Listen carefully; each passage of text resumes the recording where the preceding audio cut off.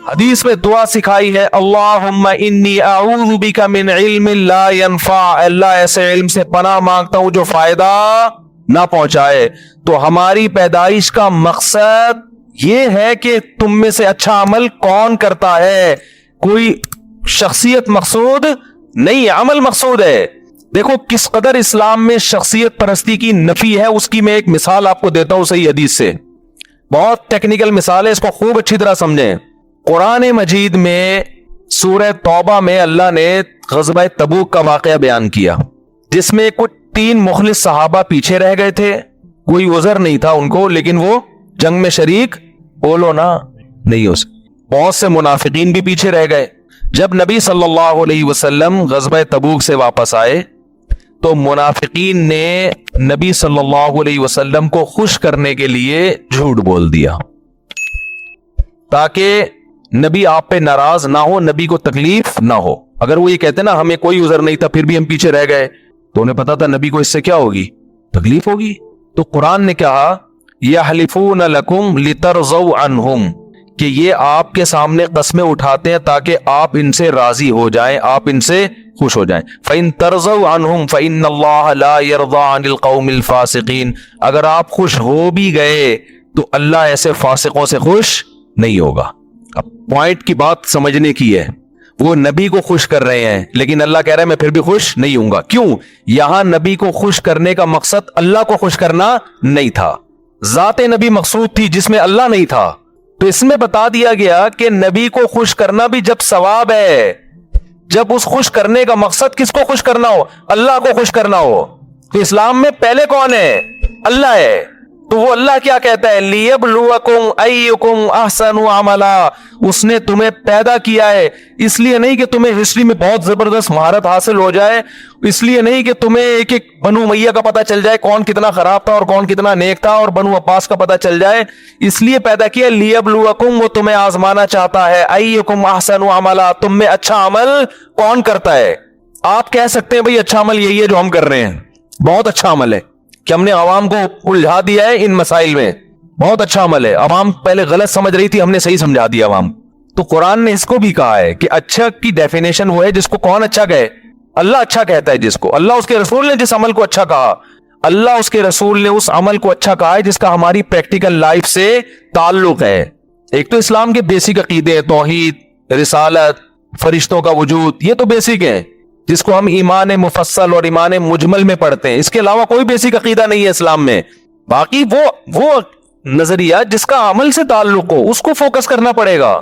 عمل کسے کہتے ہیں؟ قرآن نے الحمد سے لے کے الناس تک اتنے آرڈر دیے ہیں کہ اگر آپ ان آرڈر ہی کو پورا کر لیں، میں کہتا ہوں اس سے اچھا انسان دنیا میں پھر وجود میں نہیں آ سکتا۔ آپ کے پاس ٹائم کہاں ہے ان کو پورا کرنے کے لیے؟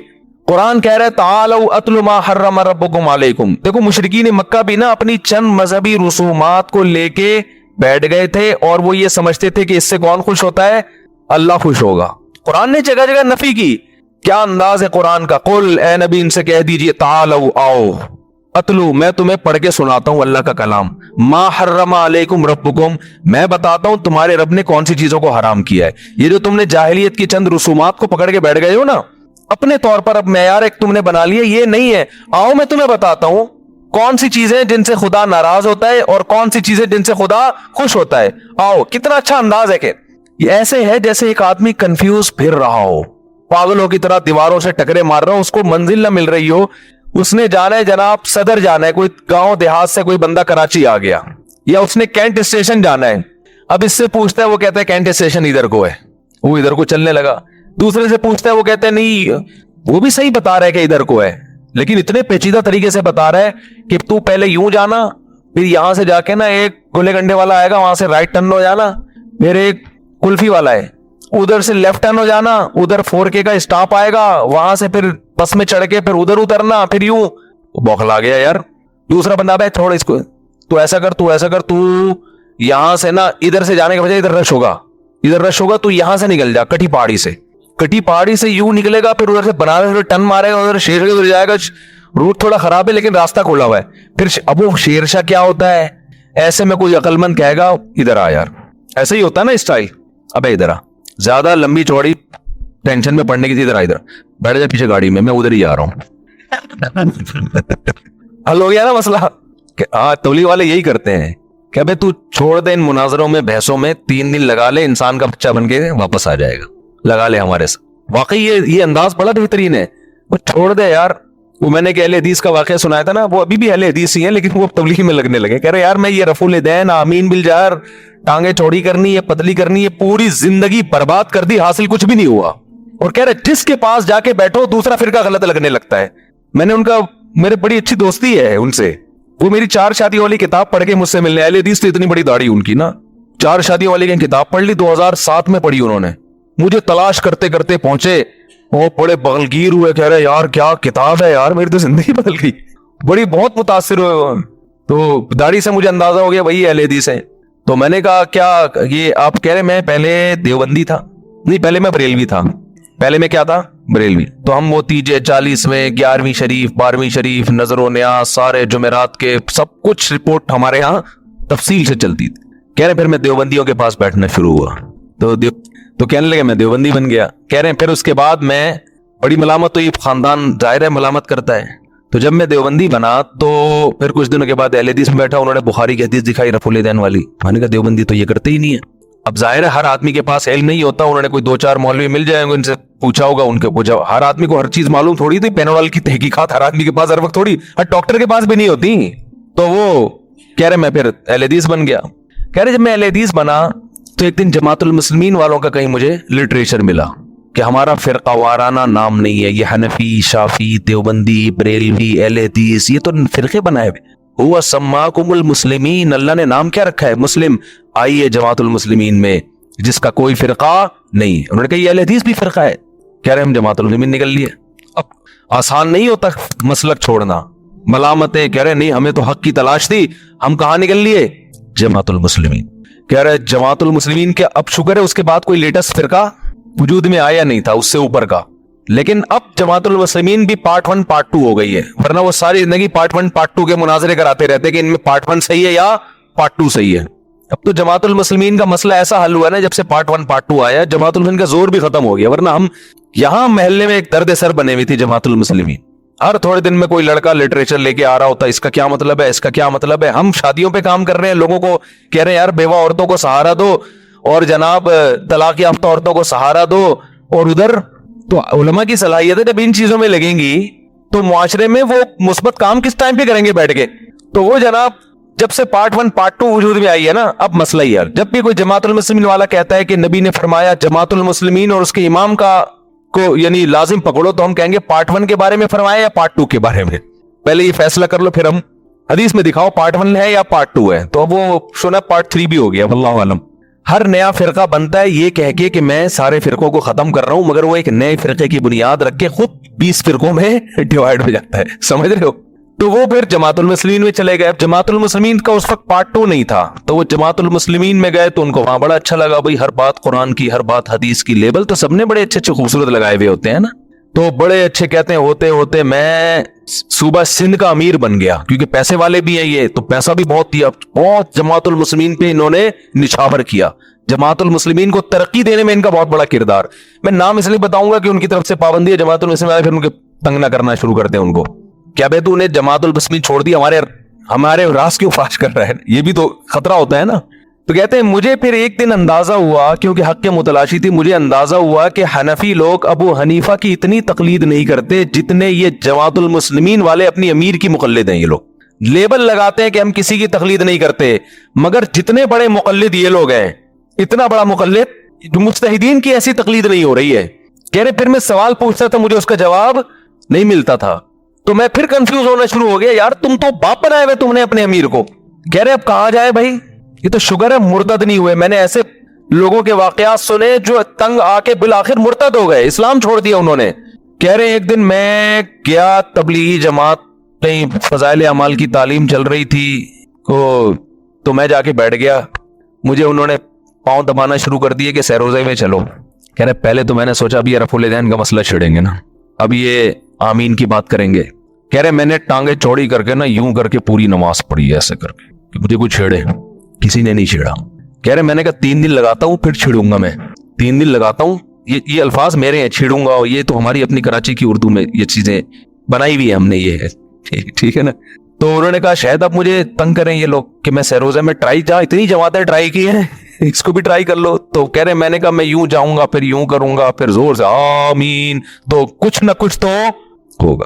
کہہ رہے حیران ہو گیا, 3 دن ہو گئے مجھے کسی نے کچھ نہیں کہا. ان کی ایک ہی بات تھی, بھائی یہ دین ہمارے اندر کیسے آئے گا, پوری دنیا کے اندر کیسے آئے گا, اس کے لیے ہم سب کو مل جل کے فکر.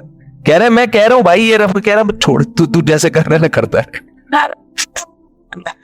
یہ جو سعودی عرب میں تبلیغی جماعت پہ پابندی لگی ہے نا, اس پہ بہت سے لوگ مجھے کہہ رہے ہیں آپ حکومت سعودیہ کے خلاف بیان دے. ہم نے ایک بڑے عالم کی بات بڑی خاندانی سنی جو میرے شیخ ہیں, انہوں نے کہا تبلیغی جماعت پہ جب پابندی لگی ہے تو اس کو تبلیغی انداز سے ہی حل کرنا پڑے گا.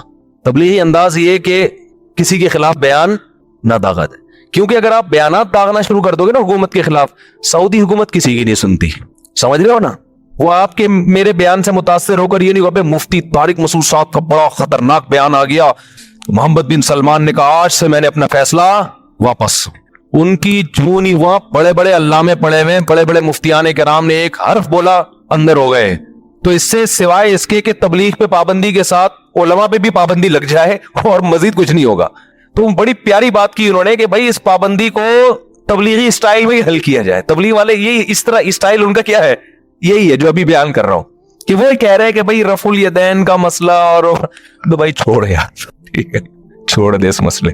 یہ دین ہم سب کا ہے بھائی, ہم سب نے مل کے. کہہ رہے پھر میں چلہ لگانے گیا, پورا چلے میں ایک حرف کسی نے نہیں مجھے کہا تو کس جماعت سے تعلق ہے, تیرے کس فرقے سے تعلق ہے. اللہ کی قسم اس کے یہ الفاظ ہیں. کہہ رہے مجھے پتا چلا کہ حق پر کون ہے, یہ لوگ ہیں. حق پر کون ہے, کہہ رہے یہ ہیں حق پر. تو گھوم پھر کے نا دھکے کھا کے جب فرقوں سے پٹ پٹا کے بالآخر یا تو مرتد ہو جاتا ہے یا گھوم پھر کے کہتا ہے یار جانے دو یہ ہمارے مسائل ہے نہیں. تو بالکل یہی انداز ہے قرآن کا. جیسے میں بتا رہا ہوں صدر بھیجنا ہو, جیسے تبلیغ والوں کے پاس جاؤ نا, کیا کہہ رہے ہیں یار آجا ہمارے ساتھ 40 دن گزار لے بس. تو وہی اسٹائل ہے. صدر جا رہے تھے, وہ ادھر ادھر, اس نے کہا بھائی پیچھے بیٹھ جا گاڑی میں, ادھر بیٹھ جا, میں پہنچا دوں گا تیرے کو. تو یہاں بھی یہی ہے, قل تعالوا اتل ما حرم ربکم علیکم. اے نبی یہ بوکھلاتے پھر رہے ہیں اپنی طرف سے, زمانے جاہلیت کی رسومات کو فالو کر رہے ہیں. ان سے کہ آؤ ذرا میں تمہیں بتاتا ہوں. ما حرم ربکم علیکم, بتاؤ میں بتاتا ہوں کیا حرام کیا. وہ چیزیں حرام کی جو بالکل نیچر بھی ان کو غلط کہتی ہے, کو بہت پیچیدہ دین نہیں ہے. اللہ تشرکوا بہ شیئا, اللہ کے ساتھ کسی کو شریک نہ کرو. اس نے بنایا, اس کے کون شریک ہو سکتا ہے. وبالوالدین احسانا, والدین کے ساتھ اچھا سلوک کرو. کیسی پیاری تعلیمات ہیں. یہ چیزیں فوکس کرنے کی. باپ ہے ماں ہے, ان کا دل نہ دکھانا. بڑھاپے میں ان کے قدموں میں جنت تلاش کرنی ہے. اور کیا, ولا تقتلوا اولادکم خشیۃ املاق, اپنے بچوں کو غربت کے خوف سے قتل نہیں کرنا. نحن نرزقکم, رازق تم نہیں ہو, رازق کون ہے, اللہ ہے. اللہ پہ توکل کرنا ہے. نہ نسل روکنی ہے اس نیت سے کہ کھلاؤں گا کہاں سے, نہ بچے کو ماں کے پیٹ میں قتل کرنا ہے, نہ پیدا ہونے کے بعد قتل کرنا ہے. رازق کون ہے, اللہ ہے. اللہ کو اس سے غصہ آتا ہے کہ تم ہر چیز یہودیوں کی طرح کیلکولیشن میں کیوں لگ جاتے ہو کہ 3 بچے ہو گئے تو اتنے آٹا آ رہا ہے, تو 4 ہو جائیں گے تو اتنا آٹا میرے پاس نہیں آ سکتا. یہ کیلکولیشن چھوڑ دو. رزق یہودی تھوڑی دے رہا ہے, معیشت تھوڑی دے رہی ہے. رزق اصل میں کون دے رہا ہے, بارش تو خدا برساتا ہے, تو وہ اللہ کر رہا ہے. اس میں کس پہ توکل کرنا ہے, اللہ پہ. اور کیا بتایا کہ ولا تقربوا مال الیتیم, جب باپ کا انتقال ہو جائے تو جو چھوٹے بچے وراثت, چھوٹے بہن بھائی ہیں نابالغ, بڑے بھائی کو حکم دیا جا رہا ہے ان کی وراثت کو ہاتھ نہ لگانا کسی کو. کیوں, اس میں میسج ہے کہ کمزور کا مال مت کھانا, کیونکہ طاقتور کا کھانا تو ممکن نہیں ہے, لوگ کمزوروں کا کھاتے ہیں. تو تمہارا مال وہی ہے جو اس کے تم مالک ہو. کسی کو کمزور سمجھ کے اس کا مال کھانے کی کوشش بولو نہ کرنا. اوفوا الکیل والمیزان اذا قلتم, اوفوا الکیل والمیزان بالقسط, جب حق لینے کی باری آئے تو جیسے لیتے ہوئے حق پورا وصول کرتے ہو, ایسے ہی حق دینے کی باری آئے تو حق دیا بھی پورا کرو. دفتروں میں آپ تنخواہ پوری لے رہے ہیں, کام میں آپ ڈنڈی مار رہے ہیں. یہاں قرآن نے یہ کہا کہ آؤ میں تمہیں بتاتا ہوں حق کیا ہے. حق یہ ہے کہ ہر وقت مسجد میں آگے بیٹھے رہو بس. کہا قرآن نے جب دفتروں میں دیانتداری سے کام ہوگا تو ملک ترقی کرے گا کہ نہیں کرے گا.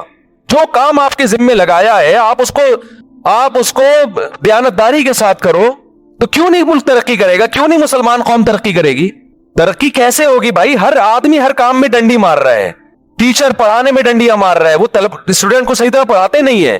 तालिब इल्म पढ़ने में डंडियां मार रहा है, वो अपने बाप से पैसे पूरे ले रहा है, फीसें पूरी ले रहा है, मगर बाप ने जो काम उसके जिम्मे लगाया है पढ़ने का, वो उस काम में दिलचस्पी नहीं ले रहा। आप यूनिवर्सिटी में तलबा के हाल जाके देखो, वो स्कॉलरशिप ले रहे हैं गवर्नमेंट से, मगर गवर्नमेंट जिस चीज की स्कॉलरशिप दे रही है वो काम पूरा नहीं कर रहे, ना अपनी सेहत के साथ। और कुरान क्या कह रहा है, औफू बिल आहद, जो एग्रीमेंट करो उसको पूरा करो।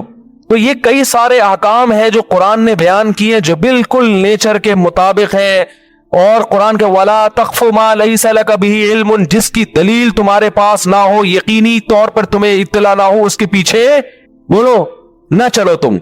हर आदमी हर एक की फील्ड में टांग अड़ा रहे, क्या मतलब? कुरान कह रहे जो जिसकी फील्ड है उसको वो काम करने दो, तुम वो काम करो जो तुम्हारी फील्ड है, लेकिन आप वो काम कभी नहीं करेंगे जो आपकी फील्ड है, आप वो काम करेंगे जो किसकी फील्ड है, दूसरे की, उसमें टांग अड़ाएंगे आप। तो ये बेसिक चीजें हैं कुरान की।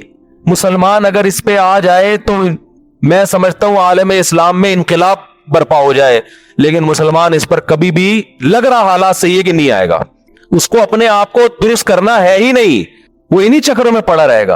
आप बताओ कितनी जोर से माइकों पे स्पीकर लगा लगा के, घरों के अंदर स्पीकर, उसमें नातें चल रही हैं। मैं नहीं कहता सब ऐसा करते हैं, लेकिन जो कर रहे हैं तो गलत कर रहे हैं ना। वो आपको किसने किसी और की प्राइवेसी में दखल अंदाजी की इजाजत दी? आपको किसने कहा है कि आप माइक लेकर आप रोड ब्लॉक कर दो, आप चलने फिरने वालों का रास्ता रोक दो, आप लोगों को के आराम में खलल का जरिया बनो? ये किसने आपको इजाजत दी है?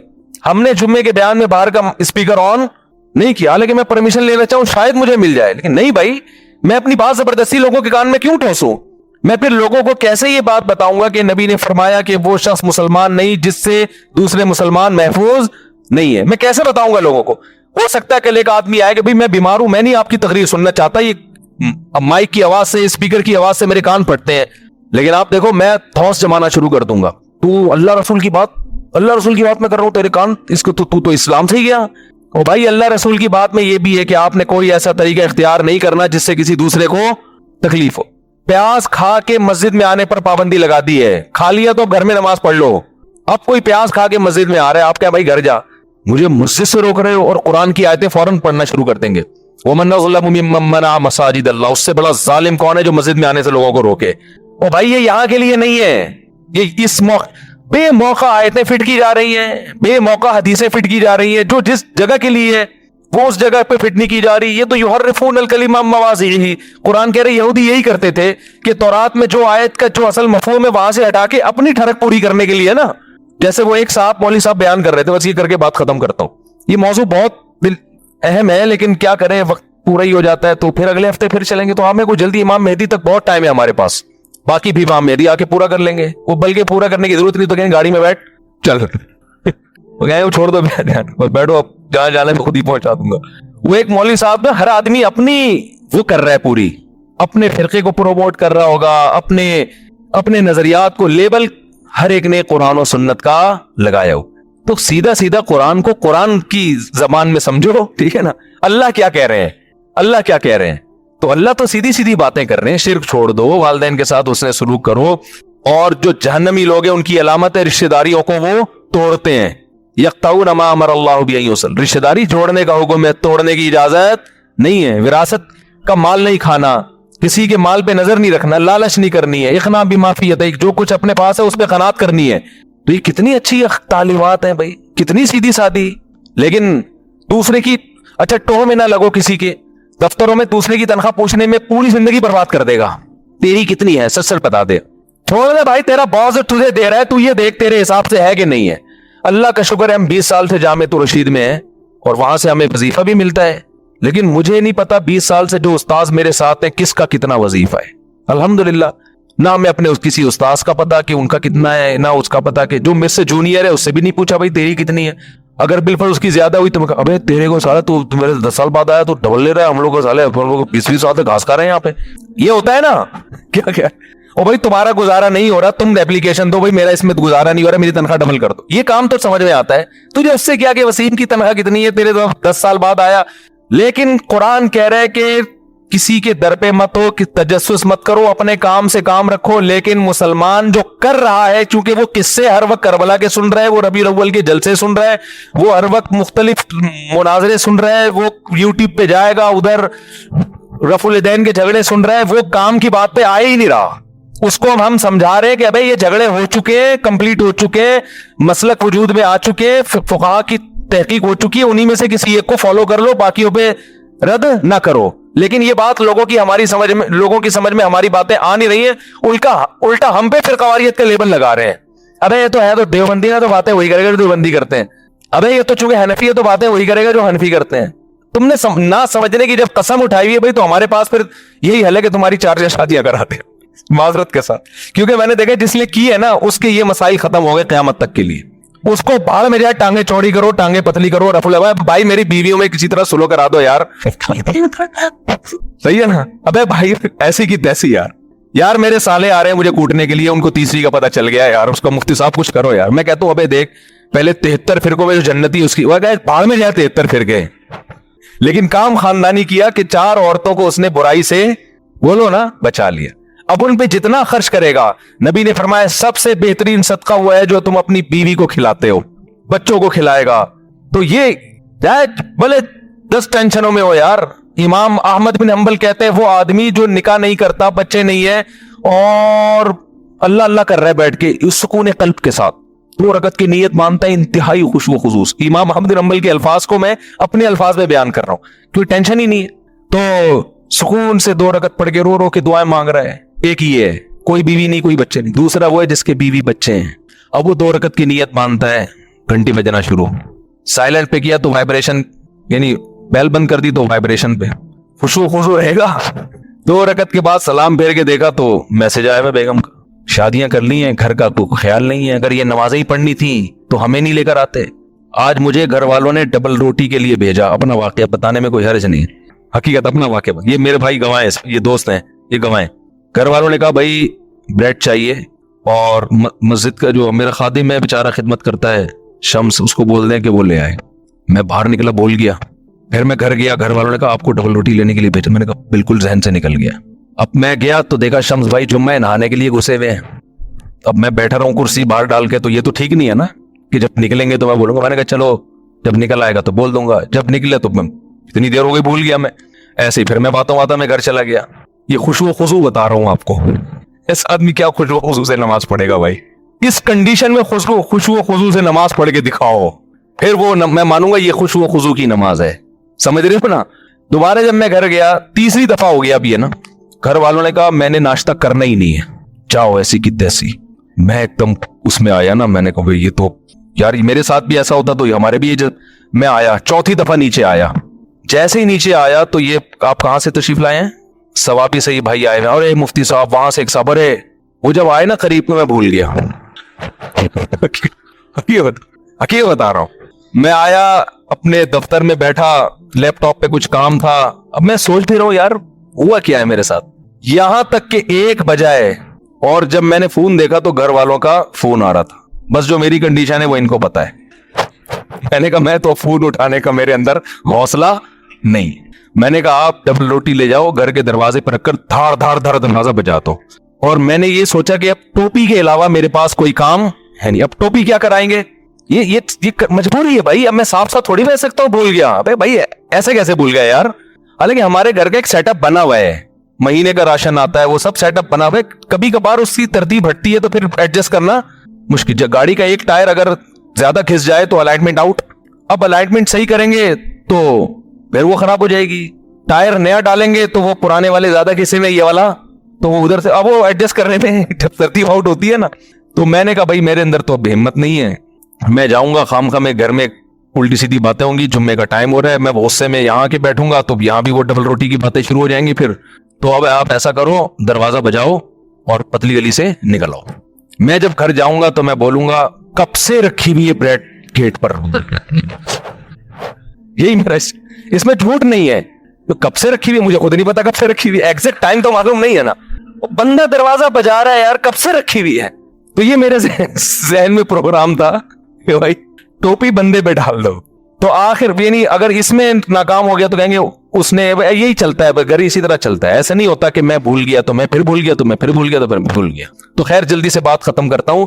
तो बस 2 रकत इमाम अहमद बिन हंबल फरमाते हैं कि जिसके बाल बच्चे हों وہ ان کی فکر میں ہو, ان کو کھلانے پلانے کی فکر میں ہو, ان کے ذمہ داری پوری کرنے کی فکر میں ہو, تو وہ اس کی 2 رکعت اللہ اس پہ ثواب اس کو زیادہ دے گا.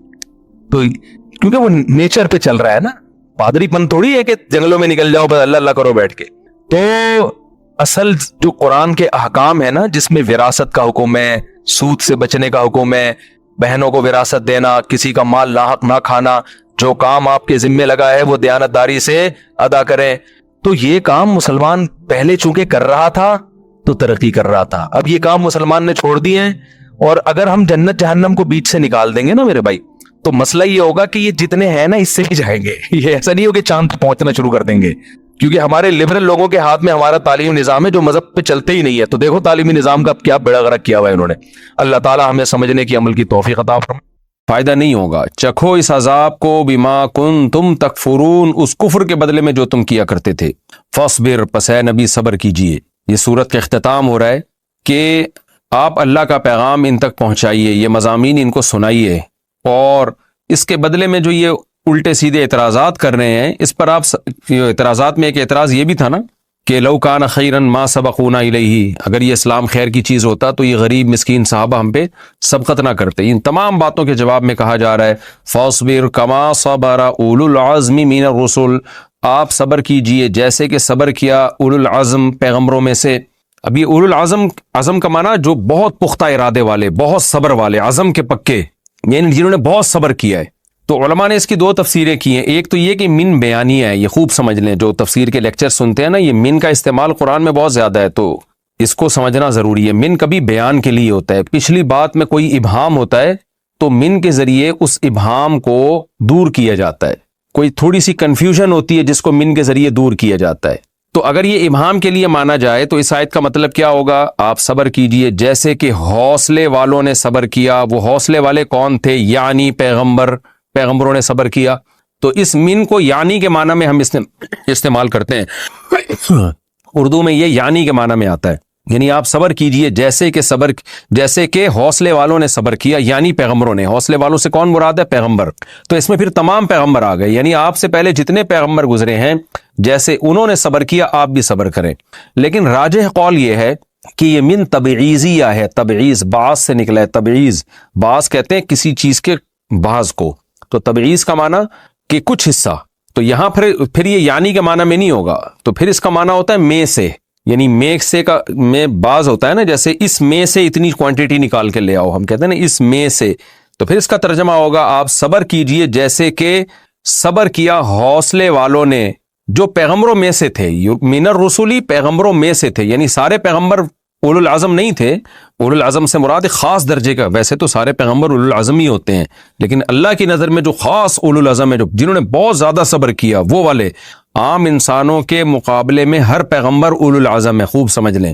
لیکن پھر پیغمبروں میں بھی درجات ہیں, کچھ بہت زیادہ اولو العزم تھے, تو وہ اولو العزم یہاں مراد ہیں. تو پھر اس آیت کا ترجمہ ہوگا اے نبی آپ صبر کیجئے جیسے کہ اولو العزم نے صبر کیا جو پیغمبروں میں سے تھے. سارے پیغمبر نہیں, پیغمبروں میں سے یعنی کچھ پیغمبر تھے. تو وہ پیغمبر راجح تفسیر یہی ہے. وہ پیغمبر کون تھے؟ تو وہ پیغمبر تھے مفسرین کی رائے کے مطابق جن کا اللہ نے الگ سے ایک آیت میں ذکر کیا, انا اوحینا الیک کما اوحینا الی نوح والنبیین من بعدی. تو اس آیت میں اللہ نے نوح علیہ السلام کا, موسیٰ علیہ السلام کا, عیسیٰ علیہ السلام کا الگ سے تذکرہ کیا ہے. تو اولو العزم پیغمبروں میں 4 پیغمبر خاص طور پر آتے ہیں راجح قول کے مطابق. نوح علیہ السلام کیونکہ انہوں نے 950 سال دعوت دی اور بددعا نہیں کی. 950 سال کے بعد جا کے جب یقین ہو گیا کہ اب کوئی ایمان نہیں لے کر آئے گا تو اس پہ انہوں نے بددعا کی. اور صحیح بخاری میں آتا ہے کہ نوح علیہ السلام کے پاس جب لوگ جائیں گے نا قیامت کے دن کہ آپ اللہ سے ہماری سفارش کریں, تو نوح علیہ السلام کہیں گے کہ میں نے تو اپنی قوم کے لیے بددعا کی ہے, مجھے تو اپنے اوپر ڈر ہے. یعنی 950 سال کے بعد جا کے بھی بددعا پہ نوح علیہ السلام کو خوف ہوگا کہ میں نے یہ کیوں کیا, یہ کام میں نے کیوں کیا, اس پہ بھی ان کو خوف. یعنی صبر کی آپ انتہا دیکھیں نا. اور وہ بددعا بھی جب کیے جب اللہ نے بتا دیا کہ آپ کی قوم میں کوئی ایمان نہیں لے کر آئے گا. اور اس بددعا میں بھی قوم کا فائدہ تھا کہ اللہ ولا یریدو الا فاجرا کفارا, کہ یہ سارے اب نافرمانی پیدا ہوں گے, جہنمی ہی پیدا ہوں گے, تو اس لیے بہتر ہے ان کو تو ہلاک کر دے تاکہ ان کی نسلیں نہ پیدا ہوں, آگ میں جانے والی لوگ مزید پیدا نہ ہو. تو اس لیے نوح علیہ السلام نے بد دعا کی، اس میں بھی قوم کی خیر خواہی تھی، لیکن آپ نوح علیہ السلام کا حوصلہ دیکھیں کہ اس پہ بھی آپ کو ندامت ہوگی قیامت کے دن کہ میں نے بد دعا کیوں کی۔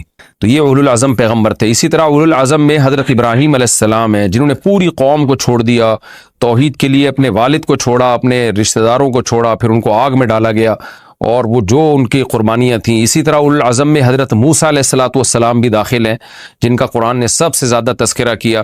آپ اولو العزم میں اس لیے کہ ایک تو ظالم بادشاہ سے مقابلہ جو انتہائی طاقتور تھا، دوسرا اپنی قوم بھی نالائق جن کے لیے لڑ رہے ہیں، جن کو فیور دے رہے ہیں وہ بھی بات بات پہ نافرمانی۔ تو حضرت موسیٰ کا صبر تو پتہ چلتا ہے قرآن مجید سے کہ کس قدر صبر والے پیغمبر تھے۔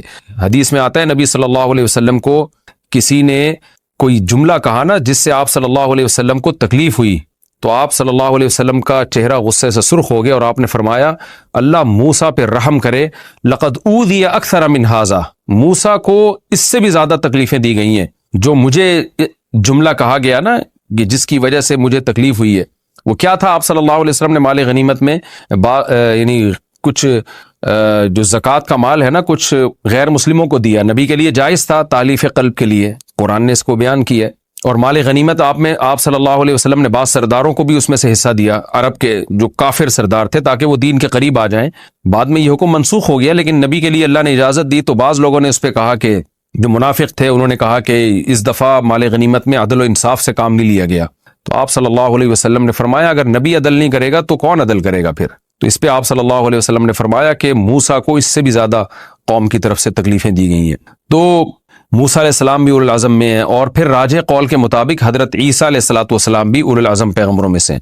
تو اللہ فرماتے ہیں اے نبی آپ صبر کریں جیسے کہ اولو العزم نے صبر کیا جو پیغمبروں میں سے تھے، وَلَا تَسْتَعْجِلْ لَهُمْ، اور ان کے لیے عذاب میں جلدی نہ کریں، كَأَنَّهُمْ يَوْمَ يَرَوْنَ مَا يُوعَدُونَ، گویا کہ یہ وہ دن جس کا ان سے وعدہ کیا جا رہا ہے، جب اس کو دیکھیں گے نا تو گویا ان کی حالت کیا ہوگی، ان کو لگے گا، یعنی یظنون، یہ یوں سمجھیں گے، یہ لفظ یہاں محذوف ہے، لم یلبثوا الا ساعة من نہار، یہ دنیا میں ٹھہرے ہی نہیں مگر دن کی ایک گھڑی، ساعہ گھڑی کو کہتے ہیں، کوئی بھی یونٹ کم سے کم اس کو ساعہ، آج کل جدید عربی میں ایک گھنٹے کو ساعہ کہا جاتا ہے۔ تو ان کو ایسا لگے گا جیسے تھوڑی دیر دنیا میں ٹھہرے ہیں، یعنی آج تو کہہ رہے ہیں نا جلدی آئے عذاب، بہت دیر سے کیوں آ رہا ہے، تو جب آئے گا تو لگے گا کہ ہم تو بہت جلدی آ گیا عذاب، ہم تو دنیا میں بہت تھوڑا ٹھہرے ہیں۔ بلاغن، اللہ نے سورت کا اختتام کیا کہ ہادہ بلاغن، ہادہ کو حذف کیا، یہ بھی بلاغت ہے کہ بلاغ پہنچا دیا بھائی، ہم نے حجت تمام کر دی، ہم نے اپنا پیغام ہے انسانوں تم تک پہنچا دیا۔ فَهَلْ يُهْلَكُ إِلَّا الْقَوْمُ الْفَاسِقُونَ، پس اب ہلاک نہیں ہوگی مگر فاسق قومی، وہی قوم ہلاک ہوگی جو اللہ کی حدود کو توڑ رہی ہے، کیونکہ اتنی واضح دعوت اور تبلیغ اور اللہ کے پیغام کے بعد بھی اگر کوئی اللہ کی نافرمانی کرے تو وہ پکا فاسق ہے، اور اس کی ہلاکت میں اب کوئی شبہ نہیں ہونا چاہیے۔ یہ صورت بھی الحمدللہ ہماری مکمل ہو گئی۔ وقت چونکہ صرف 3 منٹ باقی ہے، اس میں ترجمہ بھی شاید نہ ہو سکے اگلی صورت کا، سورہ قتال کا، سورہ محمد کا۔ اگلی صورت ہے سورہ محمد، جس کا دوسرا نام سورہ قتال بھی ہے، دونوں ناموں سے یہ صورت مشہور ہے، اور یہ نام بھی توقیفی ہیں، یہ بھی ہمیں بتائے گئے ہیں، اس میں انسانی رائے اور عقل کا دخل نہیں ہے، یعنی قرآن کی کسی صورت کے نام کو آپ خود چینج نہیں کر سکتے اپنی آسانی کے لیے۔ تو یہ صورت الحمدللہ ہماری سورہ احقاف مکمل ہو گئی۔ اب ہم اگلے ایپیسوڈ میں انشاءاللہ ہم شروع کریں گے سورہ محمد، جس کا میں نے بتایا دوسرا نام سورہ قتال بھی ہے۔ تو سورہ محمد کا پہلا رکوع اور 5واں رکوع ہوگا 26ویں پارے کا۔